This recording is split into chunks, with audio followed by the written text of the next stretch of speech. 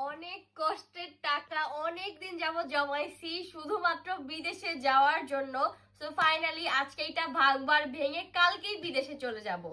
ওকে, দেখি তোমার এটার মধ্যে কত টাকা জমলো। শোনো, দেখো। অর্ধেক অর্ধেক, তোমার অর্ধেক আমার অর্ধেক। না হলে তো 4-5 লাখ টাকা হবেই। 4-5 লাখ টাকা হবে না, 50-60 আচ্ছা, হাজার হবে। এত টাকা যদি না হয় তাহলে কি যেতে পারবো বিদেশ? আপনারাই বলেন। ব্যাংক কেমনে ভাঙে কেউ? আল্লাহ, কেজিটা নষ্ট হবে।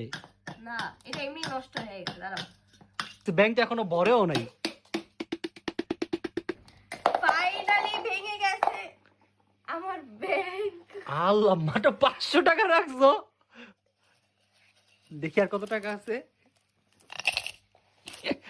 আল্লাহ, কেমনে যাবো বিদেশ আমি এই কয় টাকা নিয়ে? তুমি তো এই টাকা দিয়ে রিক্সাতে উঠতে পারবা না, তুমি যাবা প্লেনে করে বিদেশ। ছি ছি ছি যাবো ছি। আমি এই টাকা দিয়ে বিদেশ যাবো, কালকেই বিদেশ যাবো। আপনারা দেখে যদি না গেছি আমার নাম পাল্টায় নাম রাখবো।